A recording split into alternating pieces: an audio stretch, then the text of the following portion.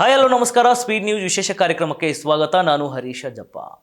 Sandalwood ನಟ ಮಯೂರ್ ಪಟೇಲ್ ಮದ್ಯಪಾನ ಮಾಡಿ ಕಾರು ಚಲಾಯಿಸಿ ಬೆಂಗಳೂರಿನ ಓಲ್ಡ್ ಏರ್ಪೋರ್ಟ್ ರಸ್ತೆಯಲ್ಲಿ ಸರಣಿ ಅಪಘಾತಕ್ಕೆ ಕಾರಣಕರ್ತರಾಗಿರ್ತಾರೆ. ಈ ಒಂದು ಘಟನೆಯಲ್ಲಿ 4 ವಾಹನಗಳು ಜಖಂಗೊಂಡಿದ್ದು ಹಲಸೂರು ಸಂಚಾರ ಪೊಲೀಸರು ಪ್ರಕರಣವನ್ನ ದಾಖಲಿಸಿಕೊಂಡಿದ್ದಾರೆ. ಸದ್ಯ ಮಣಿ ನಟ ಮಯೂರ್ ಪಟೇಲ್ ಕರ್ನಾಟಕ ತುಂಬೆಲ್ಲ ಸುದ್ದಿಯಲ್ಲಿದ್ದಾರೆ. ಇನ್ನು ಕನ್ನಡ ಚಿತ್ರರಂಗದ ನಟ ನಿರ್ಮಾಪಕ ಮದನ್ ಪಟೇಲ್ ಅವರ ಮಗ ಈ ಮಯೂರ್ ಪಟೇಲ್ 2003ರಲ್ಲಿ ಮಣಿ ಚಿತ್ರದ ಮೂಲಕ ಕನ್ನಡ ಚಿತ್ರರಂಗಕ್ಕೆ ಪಾದಾರ್ಪಣೆ ಮಾಡಿದ ಮಯೂರ್ ಪಟೇಲ್ ಅವರು ಆ ಬಳಿಕ ಸಾಕಷ್ಟು ಸಿನಿಮಾಗಳಲ್ಲಿ ನಟಿಸಿದ್ದಾರೆ.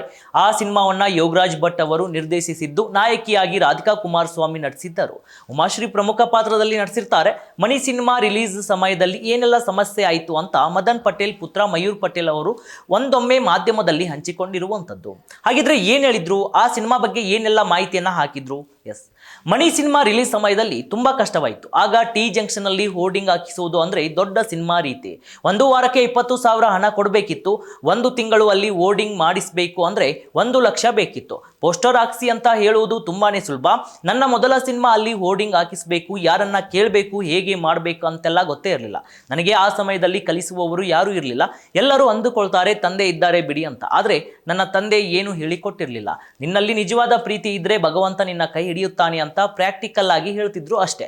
ಆಮೇಲೆ ನನ್ನಿಂದ ಏನಾಗುತ್ತೋ ಮಾಡಿದ್ದೇನೆ, ಅದೃಷ್ಟದಲ್ಲಿ ಬರೆದಿದ್ದು ಸಿಕ್ಕಿದೆ ಅಂದುಕೊಳ್ತೇನೆ ಅಂತ ನೋವಿಂದ ನುಡಿದಿರುವಂಥದ್ದು. ಇನ್ನು 2000 ಇಸ್ವಿಯಲ್ಲಿ ಆಂಧ್ರ ಹೆಂಡತಿ ಚಿತ್ರದಲ್ಲಿ ಸಣ್ಣ ಪಾತ್ರದ ಮೂಲಕ ಚಿತ್ರರಂಗಕ್ಕೆ ಬಂದ ನಟ ನಿರ್ಮಾಪಕ ಮದನ್ ಪಟೇಲ್ ಮಗ ಮಯೂರ್ ಪಟೇಲ್ ಅವರು 2003ರಲ್ಲಿ ಮಣಿ ಚಿತ್ರದ ಮೂಲಕ ನಾಯಕರಾದವರು. ಅಲ್ಲಿಂದ ಮುಂದೆ ಕುಮ್ಮಿ, ಓಕೆ ಸರ್ ಓಕೆ, ಉಡೀಸ್, ಗುನ್ನಾಲ್, ಲವ್ ಸ್ಟೋರಿ, ಹೆತ್ತವರ ಕನಸು, ಸ್ಟೂಡೆಂಟ್, ನಿನ್ನದೇ ನೆನಪು, ಮುನಿಯಾ, ಹುಂಜ, ಯಾರಿವನು, ಸ್ಲಮ್, ರಾಜು, ಹೀಗೆ ಸಾಲು ಸಾಲು ಸಿನಿಮಾದಲ್ಲಿ ಮಯೂರ್ ಪಟೇಲ್ ನಟಿಸಿರೋದು. ಯಾವುದೇ ಸಿನಿಮಾ ಅವರನ್ನ ಭಾರಿ ಸಕ್ಸಸ್ ಕಡೆಗೆ ನಡೆಸಲೇ ಇಲ್ಲ. ಇನ್ನು 2024ರಲ್ಲಿ ತಂದೆ ಮದನ್ ಪಟೇಲ್ ನಟನೆಯಲ್ಲಿ ತಮಟೆ ಚಿತ್ರವನ್ನ ನಿರ್ದೇಶಿಸಿ ಆ ಮೂಲಕ ನಟ ಜೊತೆಗೆ ನಿರ್ದೇಶಕನ ಪಟ್ಟವನ್ನು ತಮ್ಮದಾಗಿಸಿಕೊಂಡಿದ್ದಾರೆ ಮಯೂರ್ ಪಟೇಲ್. ಅಷ್ಟೇ ಅಲ್ಲ, ನಿನ್ನೆ ಅಪಘಾತದ ಬಳಿಕ ಮಯೂರ್ ಪಟೇಲ್ ಈಗ ಆರೋಪಿಯ ಸ್ಥಾನದಲ್ಲಿ ನಿಂತಿದ್ದಾರೆ. ಆರೋಪ ಸಾಬೀತಾಗಿ ಅಪರಾಧಿಯ ಸ್ಥಾನದಲ್ಲಿ ನಿಲ್ಲಬೇಕಾದ ಅನಿವಾರ್ಯತೆ ಸದ್ಯ ಅವರಿಗೆ ಬಂದಿದೆ ಎನ್ನಲಾಗ್ತಾ ಇದೆ. ಇನ್ನು ಕಾಲಾಯ ತಸ್ಮೇಹಿ ನಮ ಎನ್ನದೇ ಬೇರೆ ದಾರಿ ಇಲ್ಲ. ಸಿಲಿಕಾನ್ ಸಿಟಿಯ ಓಲ್ಡ್ ಏರ್ಪೋರ್ಟ್ ರಸ್ತೆಯ ಕಮಾಂಡೋರ್ ಆಸ್ಪತ್ರೆ ಸಿಗ್ನಲ್ ಬಳಿ ನಿನ್ನೆ ರಾತ್ರಿ 10 ಗಂಟೆ ಸುಮಾರಿಗೆ ಭೀಕರ ಸರಣಿ ಅಪಘಾತ ಸಂಭವಿಸಿರುವಂತದ್ದು.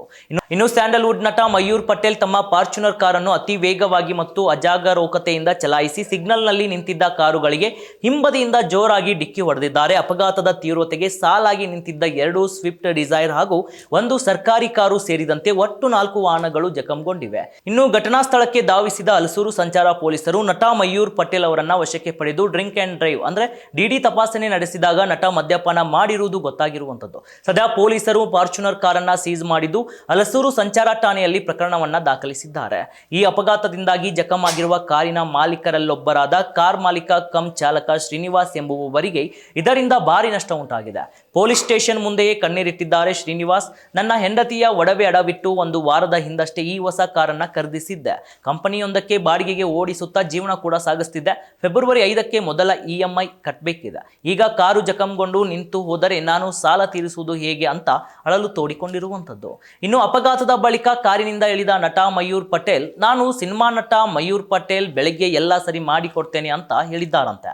ಆದರೆ ಆ ಚಾಲಕ ಇಲ್ಲ ಸರ್, ಅದೇನೇ ಸೆಟಲ್ಮೆಂಟ್ ಇದ್ರೂ ಈಗಲೇ ಮಾಡಬೇಕು ಅಂತ ಪಟ್ಟು ಹಿಡಿದಿದ್ದಾರೆ. ಅದೇ ವೇಳೆಗೆ ಪೊಲೀಸರು ಸ್ಥಳಕ್ಕೆ ಬಂದು ನಟನನ್ನ ಕರೆದೊಯ್ದಿದ್ದಾರೆ. ಸಿಗ್ನಲ್ನಲ್ಲಿ ನಾವು ಸುಮ್ಮನೆ ನಿಂತಿದ್ದೆವು, ಕುಡಿದ ಅಮಲಿನಲ್ಲಿ ಹಿಂದಿನಿಂದ ಬಂದು ಡಿಕ್ಕಿ ಹೊಡೆದಿದ್ದಾರೆ ಅಂತ ಶ್ರೀನಿವಾಸ್ ದೂರಿನಲ್ಲಿ ದಾಖಲಿಸಿದ್ದಾರೆ ಎನ್ನಲಾಗಿದೆ.